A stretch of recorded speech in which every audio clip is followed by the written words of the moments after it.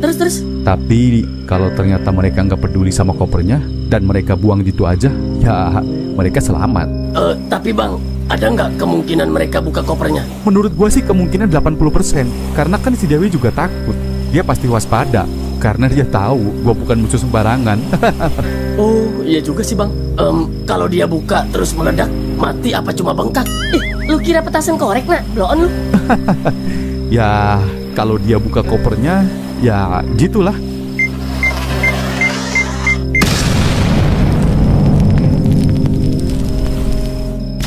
Waduh, suara apaan Bang?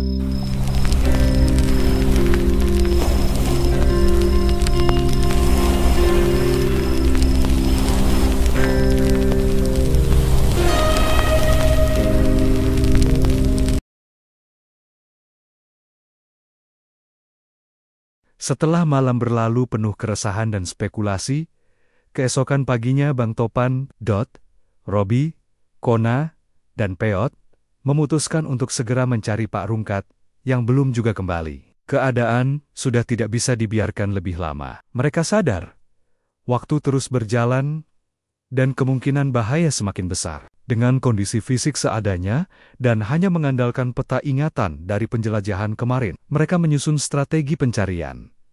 Mereka membagi diri menjadi dua kelompok. Bang Topan memilih untuk bersama Robi dan Peot, sementara Dot dan Kona menjadi kelompok kedua. Titik temu disepakati di sebuah tempat terbuka dekat pohon besar yang sempat mereka lewati saat pertama kali datang. Mereka sepakat untuk kembali ke titik itu sebelum matahari benar-benar di atas kepala. Kelompok Bang Topan menyusuri sisi timur pulau yang dipenuhi semak-simik lebat dan batuan besar. Di tengah perjalanan, mereka menemukan kain robek yang tersangkut di ranting pohon. Warnanya seperti pakaian yang dikenakan Pak Rungkat kemarin. Mereka mulai merasa semakin yakin bahwa Pak Rungkat memang sempat lewat situ. Peot, yang paling sensitif terhadap aroma dan tanda-tanda aneh, mencium bau seperti benda terbakar yang samar. Mereka mengikuti arah bau itu hingga menemukan bekas api unggun yang sudah mati. Tapi tidak ada siapapun di sana. Sementara itu, kelompok Dot dan Kona menyusuri jalur barat yang lebih landai tapi gelap, karena tertutup rimbunnya pepohonan. Di jalur itu mereka justru menemukan hal yang lebih mencurigakan. Sebuah gubuk tua yang tampak sudah lama ditinggalkan. Namun di dekatnya ada jejak kaki baru, mengarah ke semak yang makin dalam. Kona yang awalnya ragu akhirnya mengikuti Dot untuk memeriksa lebih jauh. Tapi semakin masuk, jejaknya hilang, dan mereka justru tersesat sebentar, sebelum akhirnya memutuskan kembali ke titik temu. Waktu terus bergulir. Matahari mulai meninggi, dan satu persatu kelompok kembali ke titik pertemuan. Bang Topan, Robi, dan Peot datang lebih dulu. Wajah mereka penuh rasa was-was. Tak lama, Dot dan Kona muncul. Lelah dan kotor, tapi selamat. Mereka semua saling bertukar cerita. Waktu terus bergulir. Matahari mulai meninggi, dan satu persatu kelompok kembali ke titik pertemuan. Bang Topan, Robi, dan Peot datang lebih dulu. Wajah mereka penuh rasa was-was. Tak lama, Dot dan Kona muncul. Lelah dan kotor, tapi selamat. Mereka semua saling bertukar cerita. Dari semua tanda-tanda yang mereka temukan, satu kesimpulan mulai menguat. Pak Rungkat kemungkinan besar masih hidup, tapi sedang bersembunyi atau disembunyikan oleh seseorang. Apalagi dengan jejak api unggun dan gubuk misterius itu. Mereka mulai yakin bahwa ada penghuni lain di pulau ini yang belum mereka temui. Namun sebelum mereka sempat membuat rencana lanjutan, tiba-tiba dari kejauhan terdengar suara peluit panjang. Mereka saling menatap.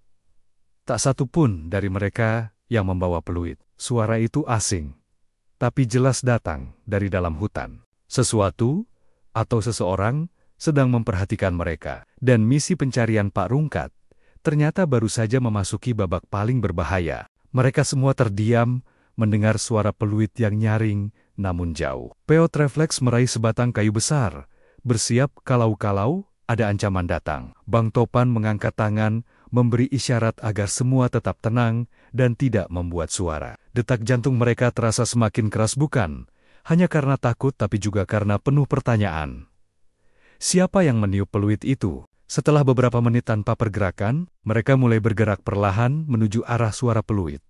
dengan langkah hati-hati dan saling menutup formasi. Perjalanan mereka semakin masuk ke jantung pulau, ke bagian yang belum pernah mereka jelajahi. Tanaman merambat menggantung seperti tirai, dan hawa di dalam hutan makin lembab dan sunyi. Bahkan, suara burung pun tak terdengar. Tiba-tiba Peot menghentikan langkahnya. Ia melihat sesuatu di balik semak.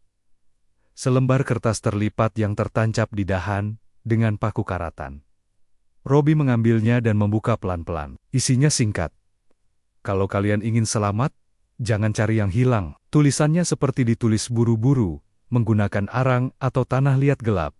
Kalimat itu seolah peringatan, atau justru ancaman. Mereka kembali saling tatap. Ketegangan memuncak, tapi Bang Topan tetap memilih untuk lanjut. Mereka sengaja menulis itu karena mereka tahu kita makin dekat. Ucapnya dalam hati. Ia percaya, kalau mereka mundur sekarang, Pak Rungkat mungkin benar-benar tidak akan pernah ditemukan. Tak lama setelah berjalan lebih dalam, Peot kembali menangkap bau yang aneh, seperti darah kering, dan keringat manusia yang lama terkurung. Ia menyuruh yang lain berhenti, dan menunjuk ke arah semak besar yang menggembung. Seolah menyembunyikan sesuatu, Bang Topan membuka semak itu perlahan. Dan di baliknya, mereka menemukan sebuah pintu kayu yang tersembunyi di tanah, seperti pintu menuju bunker, atau mungkin ruang bawah tanah buatan. Robi langsung ingin membukanya, tapi Bang Topan menahannya. Mereka memutuskan untuk mengelilingi area itu dulu, memastikan tidak ada jebakan. Kona dan Dot mengitari sisi kanan, sementara Peot dan Robi ke sisi kiri. Beberapa saat kemudian, mereka berkumpul kembali. Tidak ada tanda aktivitas lain di sekitar situ. Maka mereka pun bersiap membuka pintu itu. Pintu itu berat, penuh lumut, dan perlu usaha 3 orang untuk membukanya. Saat berhasil dibuka, tercium bau lembab yang menyengat. Mereka menyalakan senter dari sisa baterai HP. Perlahan, satu persatu menuruni tangga kayu tua menuju bawah tanah. Di dalamnya, gelap dan pengap. Tapi di ujung lorong sempit itu, mereka melihat cahaya kecil dan suara napas. Ya, ada seseorang di sana. Saat mereka mendekat, perlahan, sosok itu mulai terlihat jelas, terlentang lemah di pojok ruangan sempit itu. Pak Rungkat, pakaiannya kotor, wajahnya penuh luka, tapi matanya terbuka. Ia masih hidup. Matanya membelalak saat melihat mereka. Dan dengan suara pelan ia berkata, "Kalian harus cepat pergi. Mereka tahu kalian sudah di sini." Mereka belum sempat menjawab, ketika dari atas dari arah pintu bunker terdengar suara keras seperti pintu ditutup dan digembok dari luar. Mereka terjebak, dan pulau ini baru memperlihatkan siapa penguasanya sebenarnya.